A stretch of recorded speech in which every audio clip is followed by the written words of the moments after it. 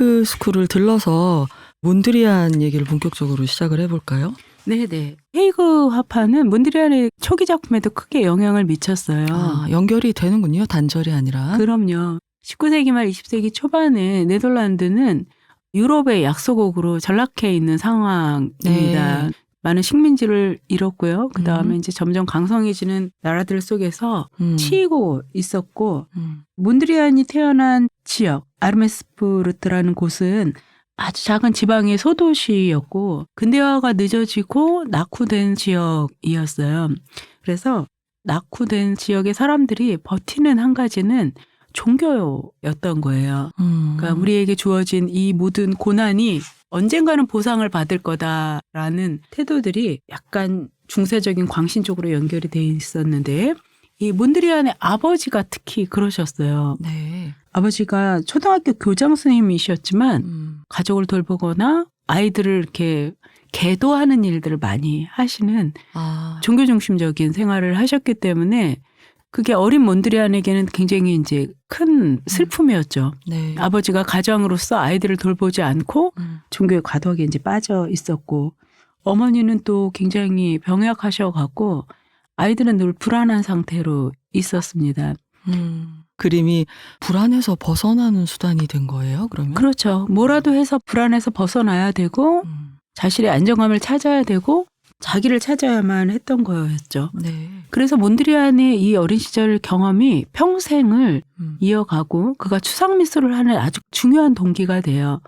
아, 그러면 그 네모 반듯하고 삼원색 쓴 그림이 혼란을 정리해 보려는 그런 욕구의 발로라고 봐도 되는 건가요? 그렇죠. 네. 몬드리안이 그리고 싶었던 거는 네. 새로운 유토피아, 그러니까 섣불리 만나지지 않는 정갈한 삶에 대한 갈망이 어린 시절부터 이제 주어지죠. 근데 처음부터 나 추상화를 해야 돼 이렇게 태어날 수 있는 사람은 없잖아요. 대생부터 쭉 배우겠죠? 네네. 자기가 사는 지역의 미술에 크게 영향을 받게 되는데요. 네. 몬드리안 역시 풍경화로부터 시작을 합니다. 근데 몬드리안의 초기 풍경화를 보시면 이 사람이 나무를 보는 것도 아니고 잎을 보는 것도 아니고 거리를 보는 것도 아니고 뭔가 자연을 그리는데요. 그 자연 안에 깃든 다른 것을 보고 있다라는 느낌을 주는 그런 풍경화들을 그려요. 그러니까 헤이그 스쿨의 풍경화 전통이 이제 대대로 내려왔는데 네. 리얼리즘에서 벗어나서 좀 더 내적이고 정신적인 것들을 추구하게 되죠. 네. 헤이그 화파에서 완전히 현대적인 그림으로 옮겨간 사람이 반 고흐잖아요. 그렇죠. 그리고 우리가 이제 반 고흐 뮤지엄에 관해서 말씀드리면서 반 고흐 붐을 가져온 사람들이 따로 있었다라고 말씀을 드렸잖아요. 네. 고흐가 죽은 건 1890년대고 20세기 들어서면서부터 요한나 봉허의 노력으로 개인전들이 열리고 작품이 판매가 되면서 1905년 6년이 되면 네덜란드에서도 반고흐 열풍이 이제 불기 시작을 해요. 아, 그렇군요. 네, 그래서 생레미에서 그린 별이 빛나는 밤 비슷한 그림을 몬드리안도 초기에 그려봅니다. 아, 그러네요. 몬드리안이 밤풍경이라는 작품을 그렸는데요. 근데 약간 귀엽지 않으세요? 반고흐의 별들이 네. 언제나 가고 싶고 도달하고 싶었던 어떤 꿈 같은 곳이고 네. 인생의 비유였다면 몬드리안은 이 밤하늘에서 지금 뭘 보는 건가 싶은 저는 E.T. 얼굴인 줄 알았어요. 저도 다정한 근데 이티. 진짜 밤도 흐릴 수가 있네요. 낮만 흐리고 계고가 있는 게 아니라.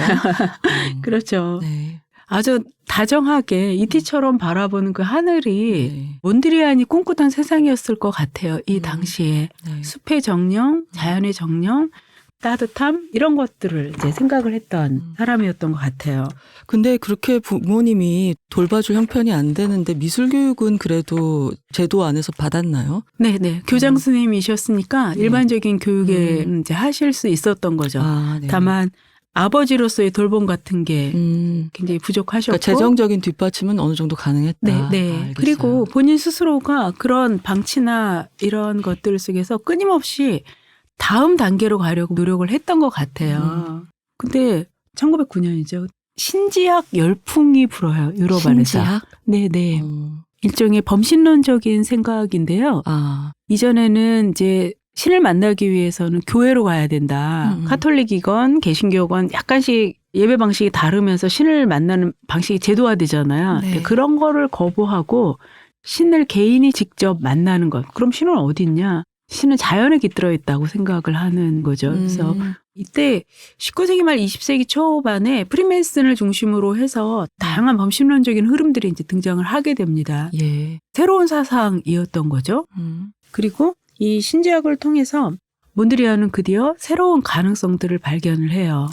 주어진 삶이 전부가 아니다라는 생각이었고 좀 더 초월적인 세계로 가고 싶고 갈 수 있다라고 생각을 하죠. 그러면 그런 초월적인 것을 향한 추구와 추상화로의 길이 좀 맞물리게 된 건가요? 그렇죠. 추상화는 초월적인 비가시적 가시화잖아요. 네. 그래서 뭔가 보이지 않는 세계가 있다. 그다음에 초월할 수 있다라는 걸 전제로 하는데 처음부터 형상을 없애지는 못하고요. 구상을 유지. 네. 그때 단계가 뭐냐 하면 영혼이 진화하는 거를 보여주고 싶은 거예요. 우리의 영혼이 달라질 수 있다라는 것. 어렵다. 어렵죠. 네. 벌써 이미 과제가 어려운 거예요. 차라리 본질을 그리겠다 그러면 좀 더 명확해질 텐데요. 네. 그래서 등장한 그림이 이 진화라는 그림이에요. 그림 제목이 진화예요? 네네. 진화입니다. 이게 헤이그 미술관에 소장이 돼 있는데요. 정신을 상징하는 푸른색 인물들이 등장을 하고 있고 기독교적인 삼면화가 이제 등장을 하고 그다음에 각각 다른 꽃들이 어깨에 피고 있어요. 이게 단계의 표현이고 센터피스에 있는 하얀색 꽃 같은 것이 어깨에 있는 사람이 드디어 눈을 번쩍 뜬 각성의 표정을 하고 있죠. 왼쪽하고 오른쪽은 눈을 감고 있고. 네네. 진실에 눈뜬 사람인 거예요. 근데 이 그림이 굉장히 큰데 보시기에 그렇게 뭔가 자연스러운 느낌은 좀 없죠. 네. 그래서 발표가 됐을 때도 엄청나게 비난을 받았어요. 이게 뭐냐 그랬을 것 같아요. 맞아요.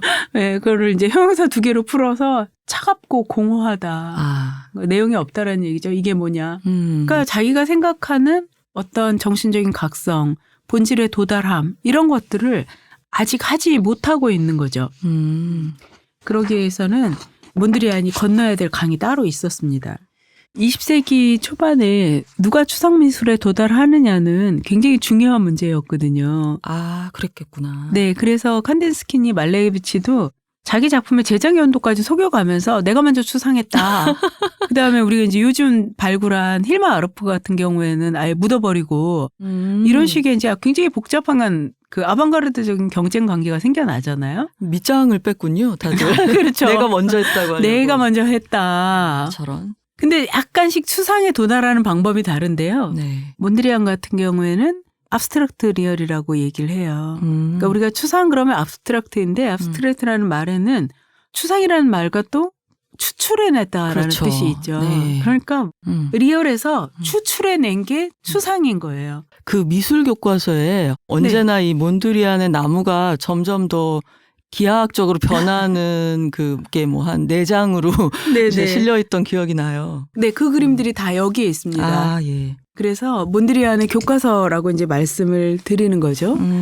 근데 이렇게 추출해낼 수 있기 위해서 건너야 됐던 강이 있었어요. 그게 바로 이제